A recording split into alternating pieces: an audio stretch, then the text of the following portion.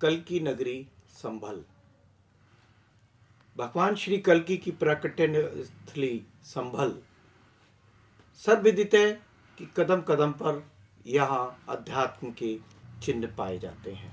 ऐसे ही संभल के जो रामलीला प्रांगण है, बहुत ही आध्यात्मिक और बहुत ही प्राचीन वहाँ पर शिवलिंग है और बहुत अद्भुत वहाँ का नज़ारा रहता है।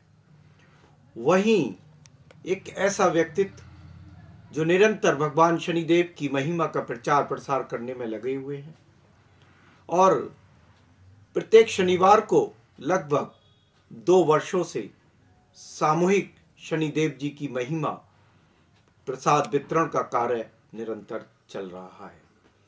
आज ऐसे ही व्यक्तित्व महेंद्र स्वामी जी से आपका परिचय करा रहा हूँ। मंदिर के पास ही जो मैंने पिछले अपने एपिसोड में मनोकामना मंदिर का विस्तार से दिखाया था, यदि आपने न देखा हो तो उसको पुनः देखने का प्रयास करें। सत्यव्रत चैनल पर वो पीछे मिल जाएगा। उस स्थान पर संत शिरोमणि 1008 बाबा मनीराम जी का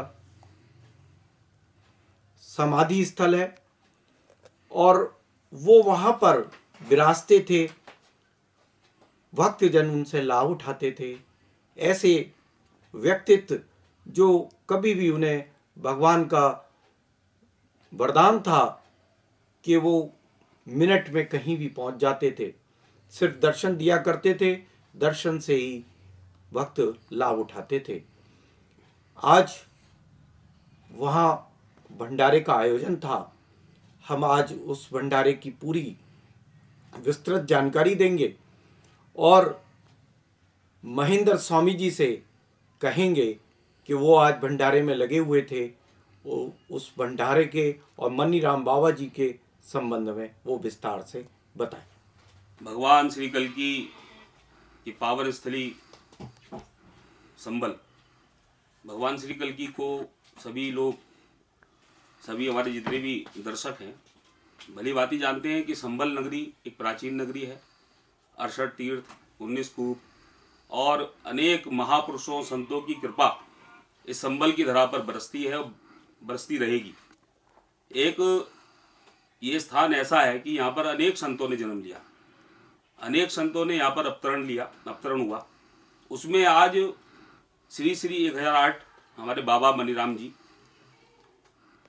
की पुण्यतिथि पर भंडारे का आयोजन रहा और सुंदरकांड का पाठ बड़े ही सुंदर तरीके से गायन हुआ। सभी ने बड़े ही सुंदर तरीके से उसे भजनों को सुना, भजनों को गाया। उसमें एक जो कृपा है वो मुझे भी प्राप्त हुई, मुझे भी सेवा कार्य का अवसर मिला। कहते हैं संतों की टोली में आता है कोई कोई, रोती है सारी दुनिया गाता है कोई कोई। संस्कार व्यक्ति के संतों की टोली यानी संतों के पास जाने को ले आते हैं जिनके अंदर संस्कार होते हैं। और वो ही संस्कार बचपन से, भाई मेरे पिता ज्योतिषी रहे, मेरे कर्मकांडी रहे, दादा कर्मकांडी रहे। मैंने ये भी सुना कि हमारे दादा और आज जो जिनकी पुण्यतिथि थी उनका बड़ा प्रेम था। तो मेरा तो बचपन से ही सभी लोग, सभी महापुरुषों के साथ, संतों के साथ रहने का, बैठने का, उनके कथा, उनके जितने भी उदाहरण थे महापुरुषों के, वो सब कुछ सुनने को मिला। आज सत्यव्रत चैनल श्री हमारे संजय गुप्ता जी, पोली जी भाई साहब चला, इन्होंने शुरू किया है संभल में।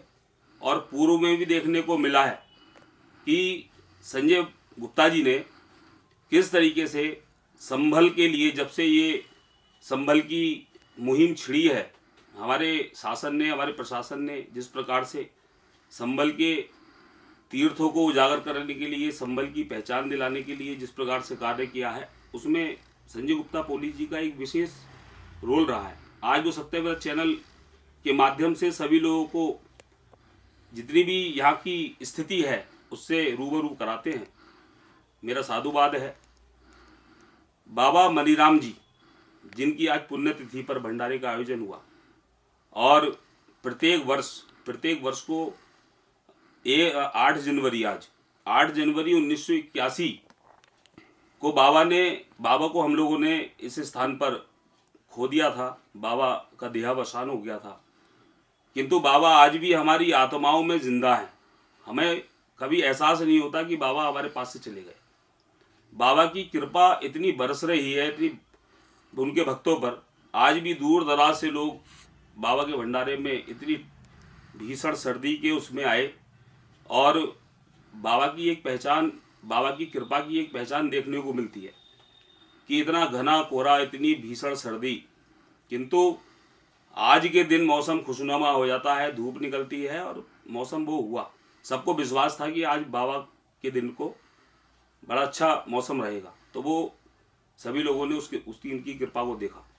बाबा मनीराम जी के बारे में मुझे तो खैर दर्शन करने का सौभाग्य नहीं मिला, किंतु मैं जैसा कि उनके बारे में सुनता हूँ, भाई सन 1980 का जन्म है मेरा, जैसा मैंने उनके बारे में सुना है कि वो जिस प्रकार से भक्तों के दुखों का हरण करने में सामर्थ्यवान थे, और उनके बारे में मैंने सुना कि वो उनके पास ऐसी शक्ति थी कि वो एक, जैसे ये आज संभल में बैठे हैं, पता चला कि कानपुर में भी उनसे बातचीत किसी से कर रहे हैं, या अन्य स्थान पर वो एक जो योगिक क्रिया है वो चले जाते थे।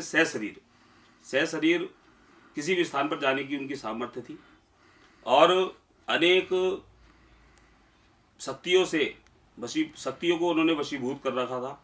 और बाबा की जितनी भी अन्य भक्त हैं वो आज वहाँ पर बैठकर चर्चा कर रहे थे, उनके बारे में सुना रहे थे, और उनके बारे में सुनने को बड़ा अच्छा लग रहा था।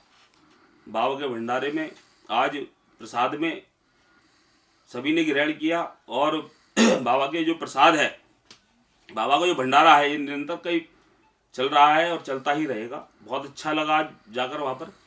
बाबा मनीराम जी की कृपा सभी भक्तों पर खूब बरस रही है। संभल के सभी भक्तों को, सभी दर्शकों को बाबा मनीराम जी की आज जो है मनोकामना तीर्थ पर, एक जो 68 तीर्थों में एक मुख्य तीर्थ है मनोकामना, मणिकर्णिका तीर्थ भी हमारे शास्त्रों में वर्णित है।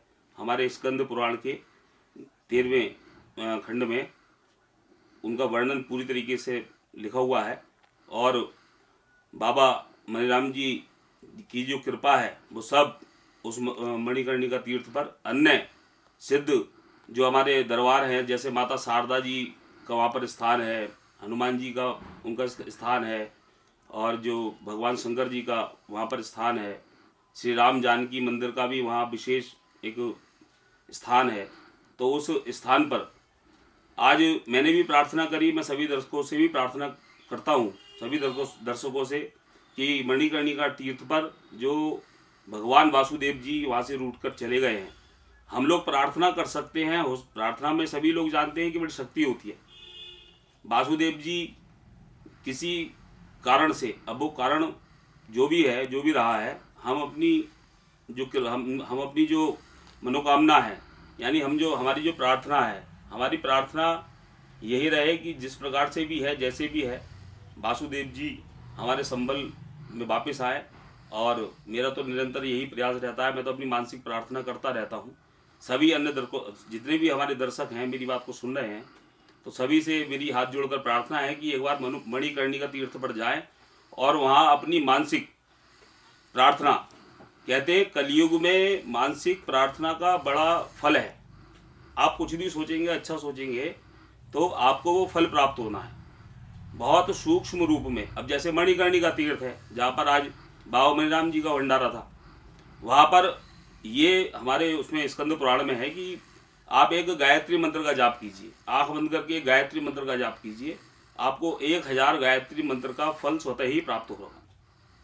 तो इस प्रकार से अन्य जो संबल के हमारे अन्य तीर्थ हैं, सभी स्थानों पर अपनी अपनी शक्तियां हैं, सभी स्थानों पर अपना अपना एक सबका शास्त्रों में वर्णित है कि किस प्रकार से कैसा फल वहाँ प्राप्त होता है।